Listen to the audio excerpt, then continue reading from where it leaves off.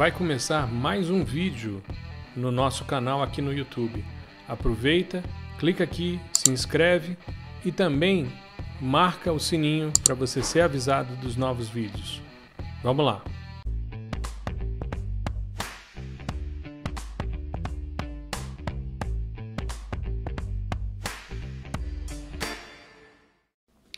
Olá! Nós estamos começando mais um episódio do podcast O Fascinante Mundo do Sensoriamento Remoto. Esse é o nosso 21º episódio e o 11º em período de quarentena. Hoje eu não podia deixar de falar sobre um evento extremamente importante que ocorreu no sábado, anteontem, que foi o lançamento da SpaceX Crew Dragon, ou seja, voltamos ao espaço em pleno período de pandemia. Eu queria tratar um pouco esse tema.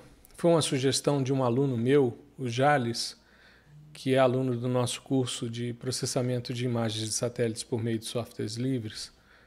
E o Jales trouxe uma reflexão no nosso grupo de Telegram sobre o momento do retorno, principalmente da Falcon 9, para o navio. Isso 9 minutos e meio, depois do lançamento. E aí eu tinha feito alguns posts, me animei muito, me emocionei muito com o lançamento, porque me trouxe a lembrança da minha infância. Eu nasci em junho de 69, no dia 8 de junho de 69. Exatamente 1 mês e 8 dias antes do lançamento da Apollo 11, que foi no dia 16 de julho de 1969. O ano passado comemoramos 50 anos da missão Apollo 11 e da chegada do homem à Lua. Eu, inclusive, nos meus posts diários, todos os posts do mês de julho do ano passado foram dedicados à missão Apollo e esse evento que, para mim, é um marco importantíssimo na história da humanidade. O que é interessante é que o lançamento da Apollo 11 se deu no mesmo complexo de lançamento utilizado pela SpaceX e pela NASA agora no sábado, que foi o complexo de lançamento 39A na Flórida, no Cabo Canaveral, no Centro Espacial Kennedy. É claro que eu não me recordo, como eu disse num post que eu fiz no Instagram, desse lançamento da Apollo 11 e da chegada do homem à Lua. Mas isso permeou toda a minha infância. O imaginário dos meninos da minha geração estava todo em volta dessa questão espacial. Eu me recordo de ter em casa a revista Manchete, com um mapa da superfície lunar, tanto face iluminada como face não iluminada, porque existia já todo o mapeamento na época. Eu tinha bonecos de astronauta, eu recebi, uma tia morava nos Estados Unidos, me mandou de presente bonecos, então eu andava sempre com um astronauta na mão, um bonequinho de astronauta na mão. E o sonho dos meninos da minha infância, da minha geração, era ser astronauta. O programa de televisão que a gente mais assistia era O Homem de 6 milhões de dólares. Steve Austin era um astronauta que, ao retornar para a Terra, teve um acidente. Então ele tinha algumas partes do seu corpo biônicas, um braço muito forte, uma visão acurada, mas todo o início era a chegada e o acidente desse astronauta. Então era uma coisa que permeou a minha infância. Eu comentei no post que fiz que minha mãe me colocou para assistir em frente à televisão, com 1 mês e pouco, essa chegada do homem à Lua. E é interessante porque, de certa forma, a corrida espacial ela se tornou algo meio comum.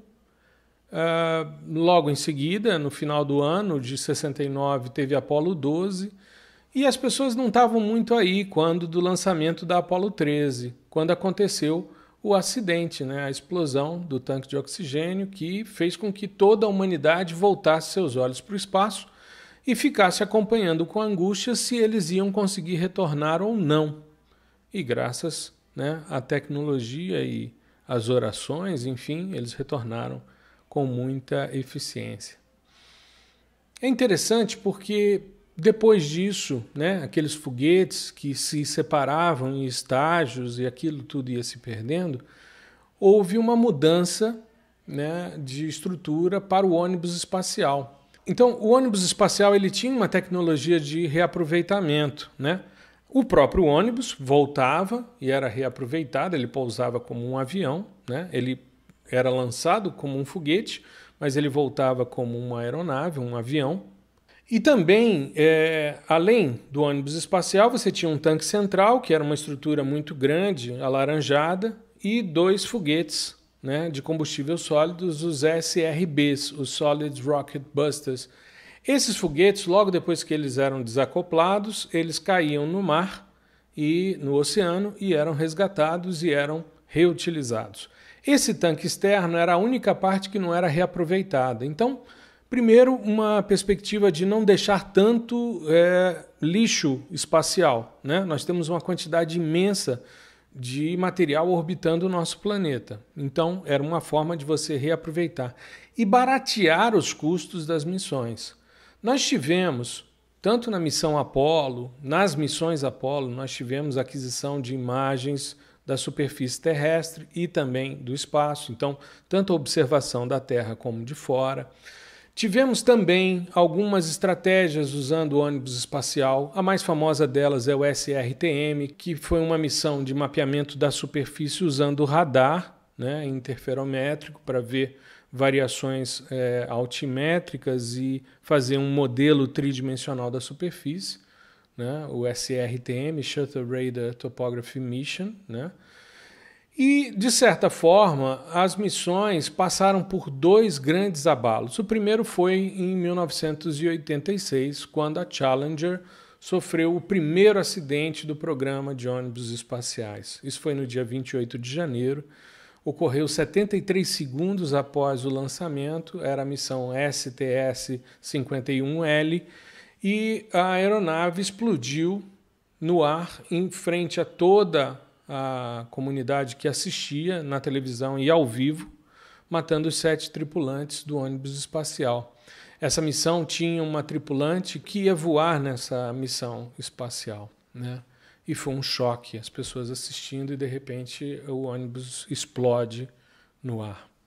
No dia 1º de fevereiro de 2003, nós tivemos o segundo grande acidente com as missões de ônibus espacial, que foi o Columbia, que se desintegrou na reentrada na atmosfera, que foi a missão STS-107.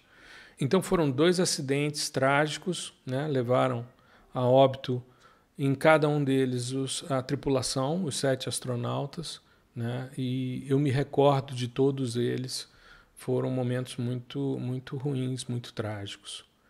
E nós tivemos então a última missão de ônibus espacial e a última vez que uma missão espacial saiu de território norte-americano em 2011.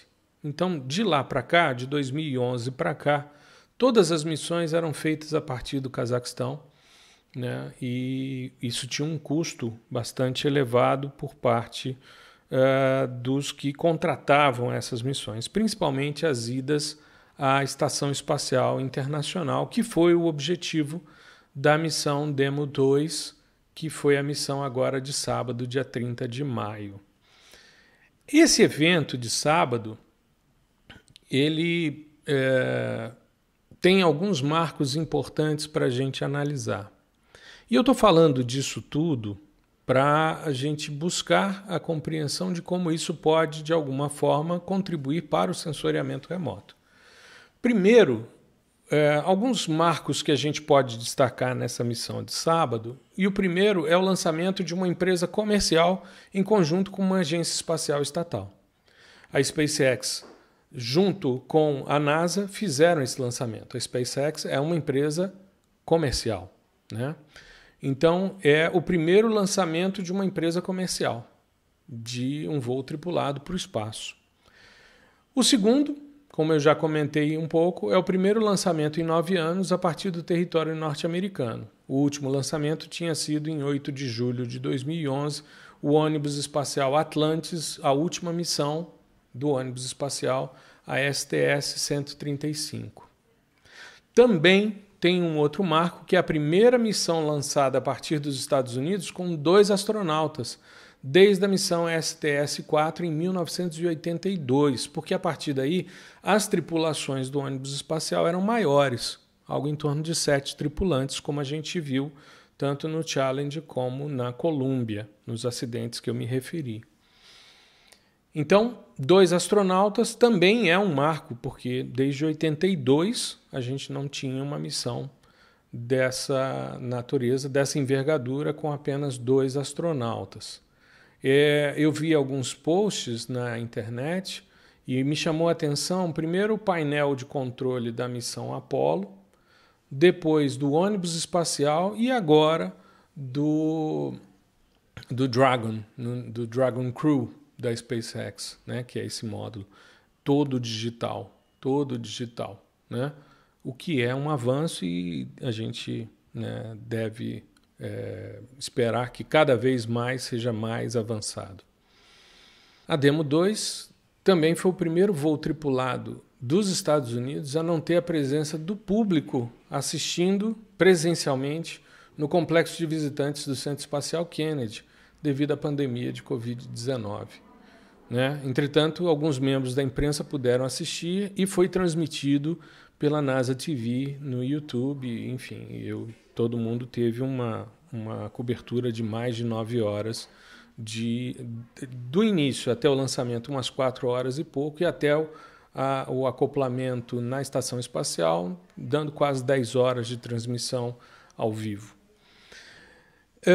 E aí eu fiz alguns posts e comentei isso com os meus estudantes e com a minha audiência, e aí o Jales mandou no nosso grupo de Telegram uma consideração, né, que ele disse que ao ver a Falcon 9, né, que foi o veículo lançador, pousar em um navio 9 minutos e 30 segundos após a decolagem num alvo pintado no convés, que seria um avanço bastante significativo no reaproveitamento de veículos lançadores. E ele acredita, e eu também, que esse reaproveitamento desses veículos pode baratear em muito os custos para se colocar um satélite em órbita, né? Uma carga útil em órbita.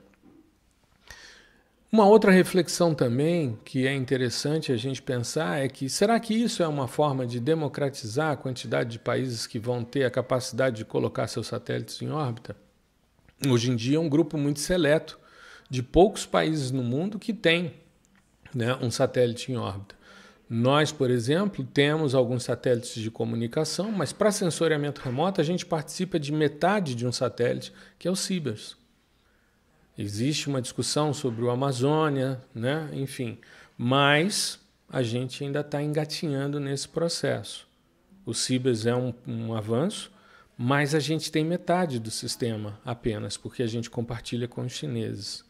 Será que isso é uma forma de democratizar e de ampliar a quantidade de países com aquisição de dados de sensoriamento remoto, popularizando cada vez mais? Ou a gente vai ficar mais ainda na mão pelo fato de ser uma empresa comercial que está colocando o veículo lançador, a cápsula, enfim. Uma outra coisa que a gente precisa pensar é que o avanço da nanotecnologia tem gerado uma quantidade de constelações de nanosatélites, como é o caso da Planet, que podem, de certa forma, aumentar a disponibilidade de dados. Mas será que isso vai estar disponível de forma gratuita? Os dados Planet hoje, você tem acesso por meio de projetos, mas eles são dados comerciais. Então, são reflexões que a gente precisa ter ao analisar o evento do dia 30 de maio, esse retorno. Até porque esse retorno à estação espacial e essa conjugação empresa comercial e empresa, né, do Estado né, no caso a Agência Espacial Norte-Americana, a NASA, isso tem um objetivo que é a missão Artemis, que eu tenho falado em várias palestras. Hoje o foco, principalmente dos americanos, dos norte-americanos, é voltar à Lua e a partir daí ir a Marte. Então, será que a gente deve ter benefícios? Eu creio que sim. Eu acho que a gente inaugura com o evento de sábado uma possibilidade de mais empresas entrarem no mercado. E quanto mais empresas entram no mercado, maior é a concorrência, menor tende a ser o custo, né? Porque a gente vai ampliando, quanto mais gente participando, menos monopólio, maior a concorrência, e a concorrência se vence com qualidade e com preço. Então, é possível que a gente tenha isso que o Jales questionou no nosso grupo, uma democratização. É possível que esse marco na história espacial norte-americana e mundial, com a SpaceX Crew Dragon, é possível que a gente popularize, sim, cada vez mais o sensoriamento remoto. Pelo menos barateie o lançamento. E uma tendência que a gente vem percebendo desde o MODES é, cada vez mais, você colocar mais sistemas sensores em plataformas para baratear custos. Então, quando você pega, por exemplo, o MODES, que está junto com o Aster, com o Mopit, com vários outros sistemas sensores, você começa a ter essas possibilidades.